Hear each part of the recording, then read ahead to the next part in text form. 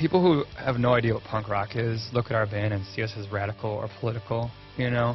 And if you don't know what punk rock is, yeah, I guess we would be radical or political, but we, you know, we exist in the punk rock world where it's like this is what punk rock bands do. This is what we sing about. This is what we talk about. This is why we're here. This is how we grew up.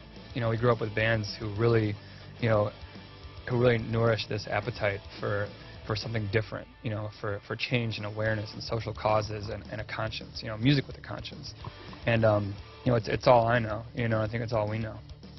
Punk rock exists because people were looking for something else. They weren't identifying with what was being shoved down their throat by, you know, all sorts of different channels. And so that's where punk came from. And so what happened, all these bands that were doing things a little differently with a little different sound and that were able to sing about whatever they wanted to sing about, you know, came out, and people started identifying with it. And the kids who couldn't get into the big bands that their friends were getting into and couldn't understand why this music was so big got into punk rock. And then the whole community came out of the fact that people wanted to do shows together and play in bands together and let people know that you weren't alone. You know, so I think it's great to be a part of that community. The top bands that inspired me growing up were definitely the Bad Brains, and they were my first punk rock show. And I'll never forget the energy, you know, that took place that night. It was just insane. I was like 13, super scared, like way in the back of the club, you know. Bands that inspired me growing up definitely include Minor Threat and Jawbreaker and Black Flag. A lot of great Chicago bands that came out of our area. Bands like everyone from Cap'n Jazz to the Bullibles and Screeching Weasel and Naked Ray Gun and Los Crudos. You know, lots of great bands. Chicago had and has a great local scene. Pennywise, Face to Face, Bad Religion, and I was also a lot way into the Chicago scene, like Naked Ray Gun, Screeching Weasel, stuff like that. Bands like Gorilla Biscuits, you know, the early Revelation Records bands, things like that. But they pretty much answered the question for me, so that works. I met Mike when I was 17 because he did a couple 7-inches with my old band, and so when we started Rise Against, it was definitely like they were kind of high up on the list. You know, if we were around Fat, that'd be amazing. And bands like No Effects and, you know, Good Riddance and Strung Out were you know, really looked up to those bands, and we were friends with a lot of those bands. So when Mike decided to put out a record, I mean, that was like the best we could have done, you know, at the time. And it's just been an honor. I mean, Mike's probably the most like honest, you know, man in, I don't know, the record industry, you know. I mean, it's just been amazing. We've been very lucky. We never saw Fat Records as a training ground. We never saw putting those records out as gearing up for something else. You know, for us that was it. Like, it was amazing to be on Fat, you know, to get to Fat Records, you know, was definitely something that, you know, at least from our background, something that we aspire to, you know. And bands like us weren't on major labels, you know what I mean? So we never, at least I never really aspired to that because I never saw any bands like us on major labels, so I never really thought that we would ever have anything that major labels would be interested in, you know. And so that was never a goal of ours. You know, what we had with Fat was amazing and was all we could ever ask for, you know, and everything that came afterwards has just been a bonus, and it's been great. I'm pretty sure all of us started playing in bands, around like 15? Yeah. And I'm still on welfare. And, no, I'm just kidding. But it's taking, it's a long time. And you work temp jobs in between tours. But I mean, I think the last year we're on tour so much, you can't work a job. So that kind of, you know, sustains us. We're able to pay rent and stuff. But it's, you know, it's a lot of hard work, that's for sure. Yeah, it's weird too, because when you tour with a band, you make that transition from, you just tour a little bit, so your jobs will let you off for like that week or those 2 weeks. Then you start touring more, and then your job starts becoming less cool with you leaving for so long. And so now you don't have a job, and so now you're touring but not making any money, and you're going home, you're trying to find people that'll hire you for a week and a half, you know what I mean, or however long it is. And it gets harder and harder to find that, and then pretty soon you just realize that you need to be on the road a lot, you know, just to make ends meet, you know what I mean. And then you start going on the road a lot, and then you just cross your fingers and hope that, you know, you have some good tours and things happen for you. It is becoming easier. There's more, I think, places that offer vegetarian options. I mean, it's not the best, but at least Burger King offers the BK Veggie, which is basically like, tastes like, you know, it's mud. But You can tell we're endorsed by Berg. No, yeah, it's a little rough, but you know, you get by. We go to grocery stores a lot and buy peanut butter and jelly, or you know, even like veggie slices, you know, deli slices. You learn a lot, you know, yeah. on the road. You learn like how to make it work. You learn what restaurants are veggie friendly, what restaurants aren't. You learn about the areas you're playing, you know. If you're going to Omaha, like make sure that you bring a peanut butter and jelly sandwich with you, you know. But like, and then you find all your favorite restaurants too, which is so great and fun for our band, because we are all vegetarian, including our entire crew.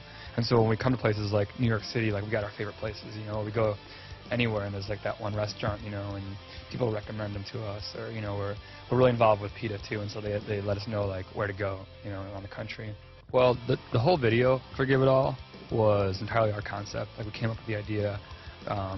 The label let us go forward with the whole thing, you know, and just do whatever we wanted. We picked the director. All the kids in the video were kids from a show we played in Chicago the night before at the Metro, and then we just asked them to come out and meet us in downtown Chicago. The video takes place in downtown Chicago, right in the Loop. The train was moving that whole time, just like shaking all over the place, knocking us up. And it was so great to get these kids, real fans that were from our show, into the train and have like a real show in there. So we didn't have to fake it, because they were in there, they're pushing us around. I mean, we were pushing them back. We were all just screaming and singing. We're all getting hurt. The train's like taking corners. We're all falling over. We're all sweating. It was so hot in that place. The director wouldn't let anybody go to the bathroom. It was very intense. Somebody and asked, passionate. Yeah, somebody asked for a bathroom break and yelled at him. You know what I mean? And we're like, oh yeah, cool. And like, I believe he said there's no peeing in this video. Yeah. It was a fun show, and it was great too, because we were able to incorporate so much of our message, you know, with the billboards and the bus stop graffiti and you know, the zoo and everything. We were able to put so much of our message in the video, because I think something that is very important with our band is that we realize that the message behind our music and the message behind punk rock in general is so much bigger than any band or any song or any video, you know. And given the opportunity to put something on television for possibly millions of people to see, what would you put on television? If someone told you you could do that, what would you put on there? It's a video of Living Color covering Sailin' On by the Bad Brains, and it was filmed at, I think, CBGB's maybe. And I remember I was like really young, flipping through like channels, and Headbangers Ball was on. And I just remember like this kind of like, it must not have been at CB's, because it was like a bird's eye view, but it was like the pit and them just, you know, playing, you know, a really good cover of it. And I remember thinking like, wow, that's amazing. I would love to take part, you know, like in something like that, but just super young, you know, I couldn't go to shows. But I'll never forget that. MTV and VH1 and whoever weren't really playing the bands I was listening to, you know. I mean, they weren't playing old punk stuff, you know. I mean, punk obviously has gotten so much bigger nowadays than it ever was, you know, in the mid-90s or whenever I was getting into punk rock, you know. So it was mostly just, you know, CDs and cassettes and mixtapes and whatever else. Some song off Appetite for Destruction. I think I was in 6th grade. Steven Adler. The Ramones, Blitzkrieg Bop. Enter Sandman by Metallica. This isn't cool, but Scarborough Fair by the Beatles. It's certainly an honor to be a part of it then, you know what I mean? And what the global gathering is, and being a part of the first one here in Miami. Miami is a place where a lot of punk rock bands at least don't really make it down to very often, you know. I think we've made it as far south as Fort Lauderdale before, and we've certainly played a lot of shows in Florida, but Miami is a place that often gets missed, and we certainly hear from our fans down here through emails and stuff. People want to see us down here, and it doesn't always work out for us. So it's great to be here and to play for them and to be a part of this. Killswitch Engage, Alkaline Trio, 9 Inch Nails. Yeah, Coheed and Cambria's here, Avenged Sevenfold's here. You know, these are all bands that we've played with before. So Tommy Lee is certainly here. Lee. Yeah, we got some friends here. You know, it's cool. It feels at home. It's good to expose all the fans to like a wide range of music. Obviously, you got punk bands, you have like hardcore bands, you have Tommy Lee DJing. Hey, forget about it. It's funny that this was originally a European idea of the Global Gathering, because something that I know at least I've noticed in the shows we've done in Europe and the festivals, they're far more diverse than festivals in the States. You know, I mean, you have No Effects playing shows with Radiohead in Germany. You know what I mean? It just happens more frequently, and you have fans who just love that. You know, you have people who just love that. And so if this idea carries over to the States, I think that'd be awesome. It'd be such an eclectic mix of music that you would be able to experience. We're really excited about it. We went back to our producer, Bill Stevenson. He was in a band called Black Flag. He was in the Descendants. He's currently playing and writing songs for the Lemonheads. The guy's an absolute genius. He's hands down the best producer in punk rock today. And we were honored to work with him yet again. We did our second record with him. So we have a great relationship with Bill.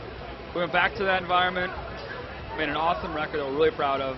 And we can't wait. It comes out on the 4th of July. I wish I could say that we did plan it, because I think 4th of July is very symbolic, especially in the sense that the 4th of July celebrates, in a sense, America's idea of dissent. You know, America's, you know, how important dissent was to the founding of our country, you know. And dissent is certainly something that plays a significant role in what Rise Against does.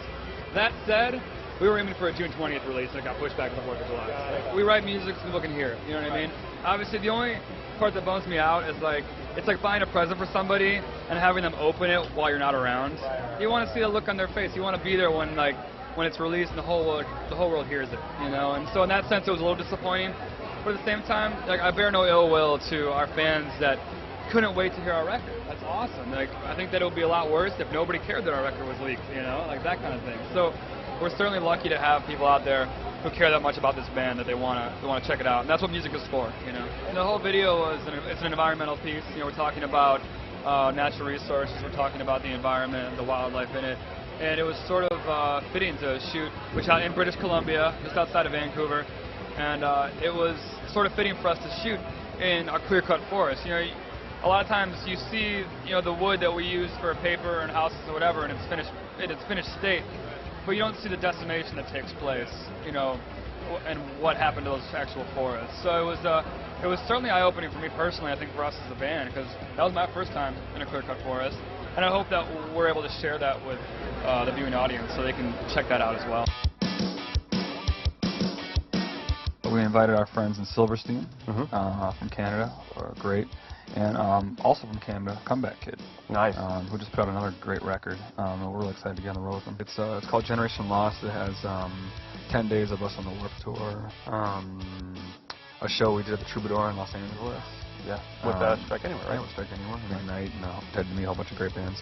What else has it got? Some making of the videos, some actual videos, a little bit of everything. It's so worth it, you know what I mean, for a number of reasons. Not just like on like a musical level for your band, you know what I mean, so like get out to so many more new kids, but it's fun. Like, you know, like you form relationships on Warp with other bands and people that like you would never have the opportunity to do elsewhere. You know what I mean? Yeah. Like very rarely are you put somewhere and to spend that much time with people. Yeah. So it's cool. I think the memories that always stick out for me are the first year we were on it when we had to like drag our equipment across gravel parking lots. Because at the time it was like hellish, but now you're like you appreciate it when you headline more, that much more. Yeah. Because you know how rough it can be.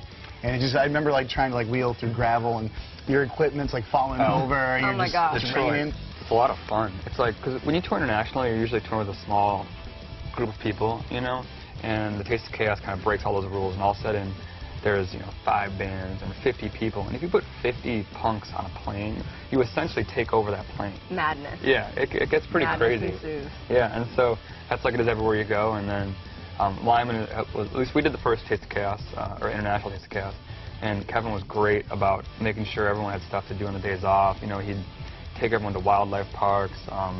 There was a night in Melbourne where he rented out a bowling alley and said, go to town, have a good time. Yeah, so you get to enjoy your time out there. Yeah, he really looks out for everybody, and, you know, you end up hanging out with a lot of bands. You know, we were out with Killswitch Engage and The Used and Story of the Year and A Funeral for a Friend, and it was a really good time. And we saw a lot of the world in a very small period of time. Yeah. We're still kind of doing our thing, you know, touring, which is what we've been doing for years. So, I mean, we're really happy with the success of the record, but yeah, we're still doing our thing. So. Yeah, I don't think any of us anticipated the momentum of The Suffering Witness to keep going, you know, as much as it's gone. I mean, like you said, it's going to be a year on the 4th of July, and we're on this tour until September, and then we'll do the Taste of Chaos in the fall, and that takes us all the way into December.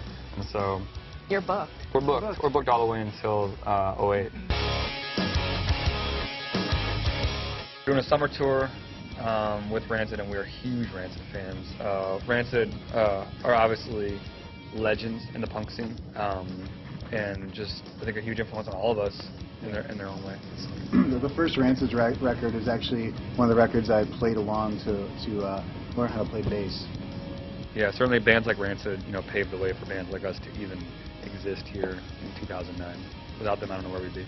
Yeah, I've known them for a long time, just with my old band. But yeah, we just all of us, met Tim Armstrong in December, and he was great. He was really excited about the tour. Totally surreal to be playing with Rancid. To be having Rancid open up for your band. That's something that's really weird and not quite. I don't know. It was kind of just a fantasy tour idea, and it just all kind of worked out. It's really, I certainly never saw it happening. Yeah, we were getting onto a jetway, and there was we all got on like a conference call. Yeah, because our booking agent Corey, she knew we'd freak out. Our plane was late. We were all literally running to the next plane, and our TM John was stopping us. He was like, "Corey needs to talk to you." And we're like, "What?" He's holding his BlackBerry out like this, and we're on the jetway. All of the flight attendants are like, "You're gonna miss your plane." And we all stopped, and she's basically like, Rancid said yes. And we were just looking at each other just oh my God, you kidding me? I didn't believe her. Yeah, I thought they were pulling our chain the whole time.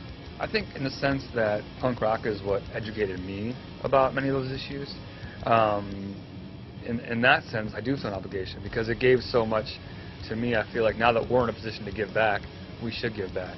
And not just about issues, but about the bands that we grew up with and loved. You know what I mean? We want to turn people on to the things that we learned through the punk scene. And we also want to turn people on to the music that we learned to love through the punk scene, whether that's by inviting some of our favorite bands to tour with us, or playing covers in our set, or simply talking about our influences, in interviews or whatever, And so I think it's this passing the torch kind of thing. It's the kind of thing where at one point we were all just fans in the crowd, watching bands and being influenced by them and influenced by what they were saying, and now that we're in a position to be doing the influencing, it's just, I think, a matter of responsibility to pass that torch down to the next generation. We grew up, and we all knew that if somebody was shoving something down our throats, our immediate reaction was to spit it back up. It's not something that we went to shows to hear. We had teachers and bosses and parents, and enough people in our lives telling us what to do. We didn't need to go to a punk show on the weekend and have somebody else tell us what to do. So it is a fine line, and I don't claim to not cross it either. I think there are times where we attempt to not preach, but I fail at that. And there are times where it's just it comes out and it comes out wrong. And you're trying to give someone a hug, but you got these giant bear claws, and you're just hurting them in the process. And it's something that you just have to sort of take in stride and learn from your mistakes and learn from the audience's reaction and find out what works. I think a lot of what we do too is sort of live by example. You know what I mean? We're not out there talking about the fact that none of us eat meat every day of our lives. You know what I mean? But certainly our fans know that, and they appreciate that there are people out there who have made choices in their lives that aren't preachy about it, and that if it's something they're into, they'll come around to it. And if it's not, we don't exclude them from the process and from the band and from the community. The community of fans that we have it's such a broad range of people. It really is, and I think above all things, punk rock should be about acceptance. Playing Lollapalooza is definitely a milestone in the band's career. Yeah, the fact that we're playing one of the largest festivals and bringing our little punk rock flair to it is definitely an honor. So I know I'm really excited about it. And yeah, the hometown advantage, it's definitely something I'm looking forward to. I think back in December I was in a room with members of Pegboy and members of Stiff Little Fingers, and the singer of Pegboy said, "There's 3 generations of punk rock in this room within 10 feet, and you guys, we're all really proud of what Rise Against does." And that was such an honor to me, that Jake Burns from Stiff Little Fingers, although they're not from Chicago, and Larry DeMore from Pegboy is saying this to me. It's we must be doing something right. Yeah, Jeff Pizzotti comes to our shows and brings his kids. Yeah. You know what I mean? From Naked Ray Gun. That's so rad to think that we're even on their radar, and they might even be fans. You know what I mean? And dig what we do. It's kind of, it's really cool. And like Joe said, it's another generation of punk rock, and to be recognized by those bands is certainly that's something that's really rewarding. I remember specifically a basement in a church in Downers Grove, Illinois. Yeah. They were opening up for us, you know. And so we were both small bands at the same time growing up. I think, you know, Chicago has a rich history in pop punk, you know what I mean? Which is, you know, arguably what bands like Fall Out Boy do. You know, we all grew up in bands like Screeching Weasel and that kind of thing. And they certainly took that to a level that nobody expected them to take it to. But I think that if you grew up with guys like Pete, you knew he was meant for something much greater than the basements of Downers Grove. I think in a lot of ways, like this tumultuous political climate that we live in, the war, the collapsing economy, our problems with the environment, in a lot of ways the world is creating an audience for music like ours. You know what I mean? Like, we are singing songs that are addressing these issues in a time where so many musicians are singing songs that are ignoring these issues, you know? And in that sense, the world has created an audience, and the musical landscape today has created a vacuum for bands like us to exist. And so people are turning to bands like ours and songs like ours because they're looking for music that reflects their own questions about the world around them, because they're so confused. You know, kids are growing up. This is definitely the craziest time politically that I've ever lived in, you know. And think of yourself as a 13, 14-year-old kid, like, you know, and all you've ever known is the Bush administration, you know, since you can remember anything. You know, that's a lot to grow up in, you know. And I think that our music is responding to that, and I think if there were more bands responding to it, we'd have more competition. I had the idea, and it kind of came from a number of different places. One was just simply the conversations that we were having with a lot of our fans who are active duty soldiers, you know what I mean, or vets from Iraq, Afghanistan, or even Kosovo, you know, and just them coming backstage sharing their stories with us about how they felt about it. And what I found was we were hearing a whole different side of the story than you would get, you know, in the news, you know, on TV. You know, you were getting this fan of our band, you know, somebody our age telling us these stories. That combined with, I saw a documentary called The Ground Truth, which really kind of moved me. And at that point I was like, there was so much going into it, just kind of, the song kind of boiled over and out of me. You know, I felt like there needed to be a song that was telling the story that I felt like wasn't being told anywhere in the musical landscape, you know, at least with our peers, you know. And I felt like in the same way that bands like, you know, Buffalo Springfield, Neil Young, Bob Dylan, you know, bands like that really did such an effective job of documenting the vibe of like the Vietnam era, you know, and Ohio itself, right, you know? Exactly, yeah, all that stuff, which was a great way for people our age to learn about what was going on in the late 60s and early 70s from somewhere different than just history books. You know, when you hear those songs, you really get a sense of, okay, this is what kids were feeling. This is what people were feeling, you know, in a way that a history book could never tell you. And I felt like our generation was lacking that song. You get a lot of feedback from people who are like, you know, thank you for writing that song. That's kind of how I felt, and I didn't know how to say it, you know, that kind of thing. A lot of people who have rallied around the song. We met the Iraq Veterans Against the War through the song, the IVAW. They've been out to some shows. So that's been really encouraging for sure. And then all the way to the other end of the spectrum, just people, you know, I mean, if you're predisposed to, you know, supporting the war and all of that, then this song is going to be a bitter pill to swallow for sure. And so it's been very polarizing in that sense. But I guess the silver lining is that it's created a dialogue. Yeah. You know, and it's really, I think it's been a sort of almost a benchmark in our career, you know, in the sense that it's created this awesome conversation between us and people in the military, people with strong views about the war. This is our first time playing Lollapalooza here, the first time that they've invited us to play. I've been to the last two. I know Joe went to one of them too. We were both watching. I went to one as well. Oh, that's right, yeah. I went last year as well. Oh, yeah? Yeah, my brother played. I didn't realize that all of us went. Well, we've all gone. Well, here we are. We've all been to Lollapalooza. We're veterans. Yeah. I think when I saw those dudes, I just walked by like this. I was like, yeah, he hides, sees us from a distance. Nope. Ducks behind a tree or whatever. Nope. We was at Nine Inch Nails last year. We did. Soundboard, it was amazing. Yeah, they were amazing. It's cool to be a part of this festival in our hometown. It's definitely the biggest thing we've ever done in Chicago. Yeah. So, a lot of history here in Grant Park too. I mean, this is like everything from like Replacement's last show. Really? Yep. Was here? Grant Park. Oh. Replacement's last show. You have the Obama acceptance speech, like the celebration voting night was here in this park. All the way back to like the 1968 Democratic National Convention where the riots were all right here. Cops were beating the hell out of hippies, you know, all night. So there's like a ton of history right here. So just to be a band playing on these grounds, you know, from Chicago, you sort of I don't know, I'm sort of in awe of all of it, and it's an honor to kind of be a part of it. I think the difference between Lollapalooza and all the other festivals that happen in the summer, such as Bonnaroo or Coachella or whatever, is that this was one of the, the original traveling festival that